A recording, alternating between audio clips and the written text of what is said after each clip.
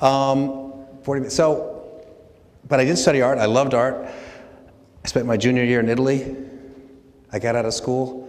I was enrolled at RISD and Yale for my master's in fine arts, and I decided to take a right turn to business. A few months later, I was given a job at a couple of banks. I knew nothing. I told them very clearly that I knew nothing.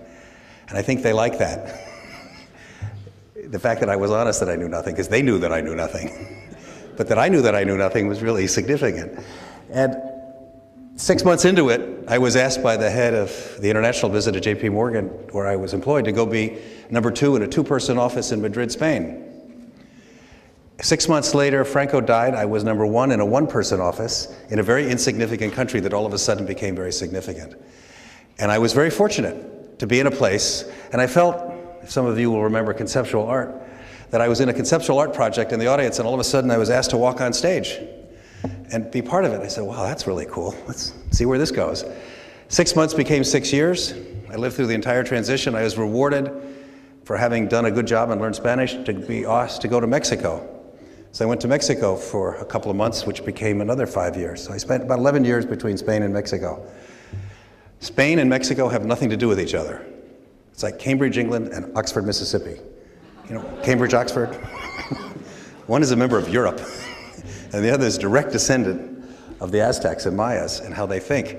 But you have to understand, so part of what I said when asked to make this presentation is, let's talk about things that make sense and things that don't make sense. Because understanding the boundary between what makes sense and doesn't make sense is really important. And we're at a moment in history, I'll suggest, and I'll talk about it, why that's so important right now. I think we're dealing in a world, and I'll give you the headline of what I'll call the visible and incomprehensible. Rumsfeld called it the unknown unknown. That's not the point these days. What's out there and what's really important is not invisible, it's visible. It's simply not comprehensible. And in retrospect, we can look back and see over our lives that certain things that we saw were anomalies, didn't make sense, the pendulum was shifting, and if only we'd known how to put those in context. And right now we're in a remarkable moment like that, and I'll walk through a couple. I say we're in a world of unparalleled economic realignment and political order, and we're doing so without a world war. We should pause and be thankful of that, because most of the other unparalleled realignments of world order have been accompanied with massive brutality. And we're suffering it. Certainly the economic pain is felt by many. The injustice of that call in the football game on Monday night brought the refs back. Did anybody see that play?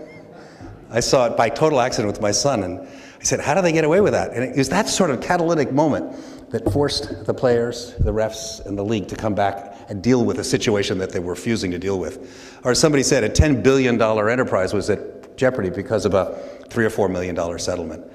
And I think that's really important. So I'm going to give you a bunch of thoughts over the years of things that make sense and don't make sense. Do you ever notice when you're looking at something that doesn't make sense? There's two things I would suggest. Either you don't have enough information, in which case get more and it will make sense, or you have enough information and it doesn't make sense because it doesn't make sense. More information isn't going to improve it. And listen to that, because if you can distinguish that, you will likely both avoid disaster and identify opportunity. Think about that. I'm speaking largely to the students, but the rest of your life is about avoiding disaster on one hand, and more importantly, finding opportunity. And where does opportunity lie? And I'm going to talk a lot about boundaries. Boundaries is something that I'm fascinated right now, because one of the things you're going to have to learn as you go through is that everybody tells you that what they're talking about matters. In fact, that's not true. Most things want to tell you that they matter more. Some things matter less, and a great deal of things don't matter at all. And only in retrospect you realize that a lot of things that you thought were important really are irrelevant. And a few of the decisions you make in life are really important. And how do you tell the difference? Because most people fill their lives up with urgent and unimportant matters, if you know Tom Peters' book. How do you focus on the unimportant things that really do matter? So a couple of boundary issues on that. What do I mean by boundary? Because we're at a boundary moment in history right now. Artists define boundaries. Scientists define boundaries. Teachers help you learn the boundaries.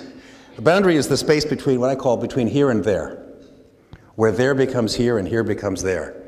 It's that moment in the shift of a pendulum of any type, a grandfather clock, when very heavy objects momentarily become weightless before a complete reversal of trajectory. How can something so heavy be so weightless and all of a sudden go the opposite way? That's really important. China, for most of my life, certainly all the post-war experience was run by the Communist Party. It was a complete unmitigated economic disaster. And somewhere about 15 years ago, the party in power realized that what they were doing was a complete disaster, that it was not leading anywhere. They didn't engage in a mild course correction. They did a complete reversal of course. Think of that. And they're still in power. The Communist Party has, among other anomalies, been the greatest single job-creating engine in the history of the planet Earth. And my facts may be slightly off, but I doubt it. Because they've created something like 400 or 500 million jobs. That's a big number. Now, they got lots of other things that I got to deal with. But in terms of creating jobs, so if you say the Chinese Communist Party can create 400 million jobs, why can't the Republicans and Democrats? We're supposed to be the capitalists. What's wrong with this picture? So think about that moment of the pendulum. Think about when things shift. All of us in this room have had our adult experience in the post-World War, when America reigned supreme. Largely, well, you know the story. We won the first, we won the second. And at the end of the Second World War, the other large masses, land masses, continued to be managed by really bad governments, putting it simply. The Russians, the Chinese, India with its bureaucracy, Latin America with its bureaucracy, Africa, all kinds of problems. And USA was the beneficiary of victory. The boundaries of most of the other nation states had been redefined, in some cases quite radically, and our boundaries were untouched. The USA, in our lives, became accustomed to what I call determining events and exporting consequences. What do I mean by that? We thought that the decisions that we took mattered more than the decisions that other people. We decide, you react. Or putting it another way, think of a train where you have drivers, passengers, and those who can't figure out whether they're a driver or a passenger are roadkill. You got to figure out which of those two, because there's not a third choice. And we thought we were accustomed and managed to determine the course of world events, and it was largely true. But it's also because we enjoyed the engines of productivity, the best universities, and the greatest land of opportunity. So remember your history, 1946, who came here? Well, Einstein on down. The abstract expressionist painters, the musicians, the physicists, you name it, because there was no sense of opportunity where they were. If you were Chinese in that period and you had a real, or Indian, and I'll just pick those two countries, but I could pick Brazilian, there was not a land of opportunity where you were from because the nation state continued to be run by bureaucrats. Decisions and opportunity were handed down either by authority or by inheritance. So if you had simply the brains and the talent, you had to emigrate. Enough says history. What's not entirely understood by most people in the United States is that's completely changed. Most of these countries are now lands of great opportunity. They haven't fixed all their problems, but this sense of opportunity is no longer a proprietary asset of the United States. It's happening. And on that reversal, in the case of China, when Deng Xiaoping and the followers reversed it, there was an explosion of economic opportunity in China. And you know the rest. When Brazil, the bearded communist leader named Lula, who ran for office and became prime minister on a platform, got elected. But unlike other leaders of other countries, instead of saying, between these ears, I have all the bright ideas, he said, I have one idea. I have to create a resumption of economic activity. So he went to all the people in the country who mattered and said, tell me what I should do. And he listened to those people. He empowered the people who knew what was wrong to go fix it. And this is exactly what China has done. So many things were mismanaged in China that the Chinese authorities went and they said to the various government leaders, what are we doing wrong? What might work? And they all said, Shanghai. For those of you who know a little bit of Chinese history, Shanghai was the commercial capital for centuries. The imperial was blocked, Shanghai did trade. They said, what about Shanghai? Well, Shanghai does this, this, and this. So, okay, everybody east of Shanghai, you can do this, the Pearl River. 3 or 4 years later, Shanghai's booming, the rest is behind, and all the other governors say, give us permission to do what Shanghai's doing. And then the rest is history. It's that moment when the pendulum goes from centralized power, command, to empowerment of individuals to make their own decisions. Now, in an academic environment, you're going to say, duh. But it's really important to understand that shift of the boundary. Think about the definition of boundaries over the course of history. How were boundaries defined of nation states for thousands of years? Largely two things: water and mountains. A river meeting a sea meant a capital was formed, Alexandria. Athens, Piraeus. I could walk through all the great port capitals of the world. It was where the water met the ocean, where boats, or mountains, which were rarely crossed other than by rare people. So the nation state, the culture, the identity was largely a function of water. Until about the 19th century, when certain colonial powers decided they have a better idea, so they took out a slide rule or they carved straight lines. Canada, Colorado, Wyoming, Nevada, Iraq. Think about all those boundaries that were established in the 19th century, early part of the 20th century, by people far away over, and again, the differences between here and there, about nation states. And of course, we now know that those boundaries are largely dysfunctional, with the exception of maybe New Mexico, Colorado, Wyoming, because people really don't fight about those boundaries anything beyond football, maybe. But in Iraq, the real boundaries were tribal, and the tribal have overcome the boundaries determined by water or mountains or politics, although water is returning.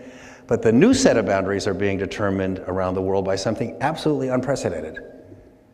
What enabled the Arab Spring to happen? Social media. Social media cut across all the known boundaries of convocation, of empowerment, of authority. And you were either in or out.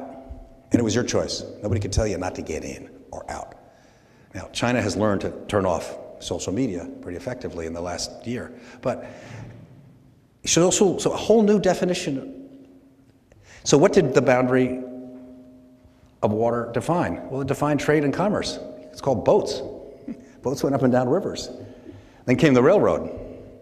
And then came the interstate highway. The most prosperous economic city in the United States for the first 150 years was New Orleans. Water, the Mississippi.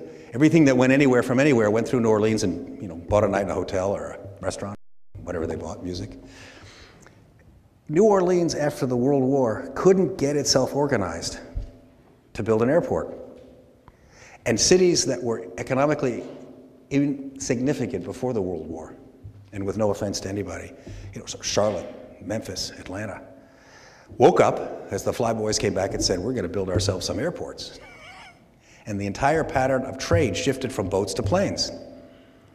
And the water city, the biggest water city, is now largely economically irrelevant except for tourism, and it has no international flights. You can't get out of the country from New Orleans, if you think about it. It's extraordinary how they were the port and now they're no port. So this boundary between here and there is really, really important to think about. And of course, I'm supposed to do economics, so boundaries define the opportunities for trade and commerce. Where has trade and commerce migrated in your lives? To the internet. You want to buy anything really good? You go online and price it. You want to buy anything that's mildly expensive? You don't go to the guy on the corner. You shop. The dog food industry, I understand, and I spend a lot of time in Manhattan. Just think about this. The dog food industry has largely migrated to the internet. I mean, that's almost a point of humor. But if you live in an apartment in Manhattan, you got to buy a 30-pound bag every week. You don't want to go carry it upstairs, carry it up. You have it shipped. 30 pounds once a week, please deliver, thank you. And if you buy it out of state, there's free shipping and no tax. Amazon. It's trade and commerce migrating to the most efficient. So when boundaries move, amazing disaster and or opportunity. And I suggest that there's an enormous wealth of opportunity right in front of us all for the remainder of our lives. And let me give you a couple examples of the ones that I think. Some things that are wrong and some things are right. Be aware of picking the right problem. Far too many times in history, people think they have an answer and therefore apply it to everything in front of them. It's called give a man a hammer and everything in life is a nail. Whack, whack, whack. Maybe it was a screwdriver, or maybe it was a window. Just because you have a tool doesn't mean it's the answer to the problem. And too often you get accustomed to answering a problem simply because you have an answer. And that's largely the case of the last 5 years. Those of you who've done enough economics, you know that we've lived through roughly 25 years of declining interest rates,